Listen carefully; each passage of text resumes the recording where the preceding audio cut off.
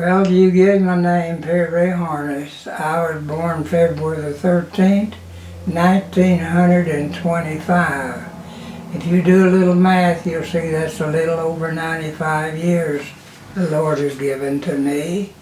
I was born at Bear Creek, Arkansas. That's 15 miles south of Marshall. I grew up through the Depression years, and I can remember quite a lot about what all was going on back then. We were a poor family but proud. Hard times that I'm so glad I went through. I would not want to go back. I started in high school in that fall of 1940. We got 8 children, 6 are boys, 2 are girls. And all 6 of us were in service. Sometimes 4 of us were in different regions of the world. You can imagine what Mom and Dad had to think about. Every evening in the fall, he'd get his raincoat and go to the orchard. And we asked Mom, why does Dad get his raincoat and go to the orchard every evening? She said the raincoat is to kneel on and the prayer for all of the boys that were in service. And back then, those that had son in service, they put a gold star in the window to show they had a son in service. Someone asked Mom why she didn't do that. She said she didn't have enough windows because there's 6 of her sons in service. Well, in my senior year, I got a call to come and examine in Little Rock.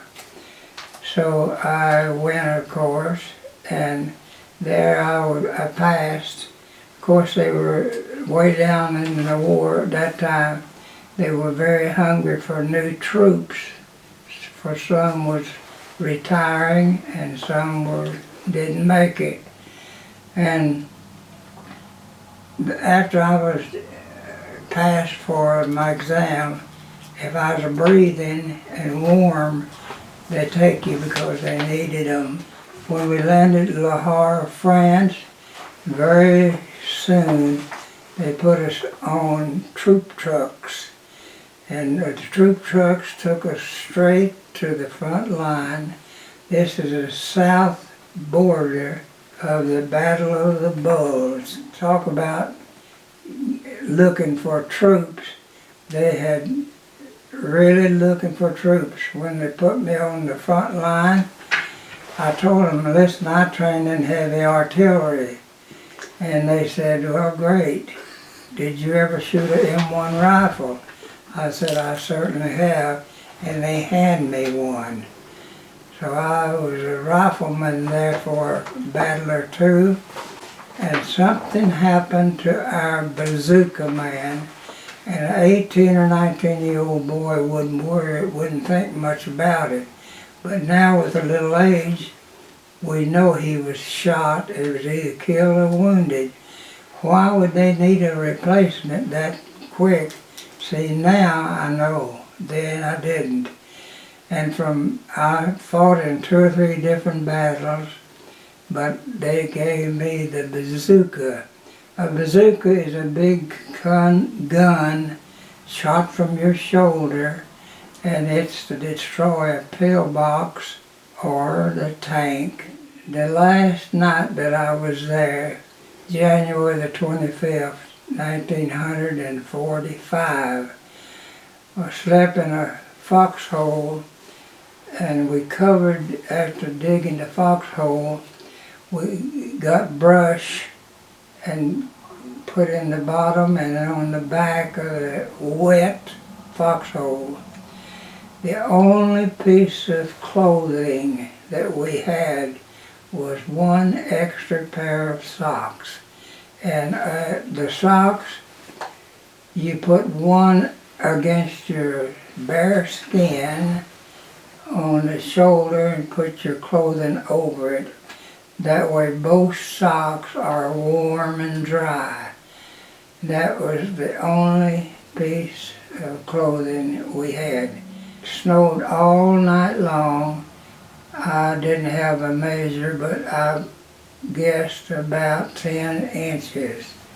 And next morning, about 10, the captain said, we're going to retake this little town, Ingweiler, France. That's within sight of the Rhine River. And the Rhine River separates Germany and France. I heard all kind of firing by both sides.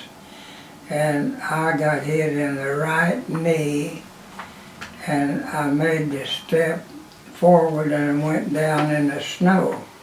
I hollered for the medic and I said, I think I've been hit. He said, yes, you're bleeding. So he patched it up, but he was kind of new. And instead of cutting my pants where they cutting them around the bottom, they flap down and cover that wound. He cut them on the top and then showed my knee right to the cold snow. I drug myself over behind some artillery boxes, which was no protection except they couldn't see me. And the bullets just flying all around in the snow. They were so hot. And after he patched me up a little bit, that's the medic. And by the way, they carry a certain little sign, a medical sign on the helmet. There's an agreement. We wouldn't shoot their medic and they would not shoot ours. But they used that little emblem as a target. Didn't pay any attention to the agreement. Well, so happened a Jeep come down an old road, and a fellow was sitting on the back of this Jeep with his legs down, and he came and got me by the arm, and I hobbled to the Jeep, and they took me back to the first aid station. Of course, I was ready to go home. I was bucking.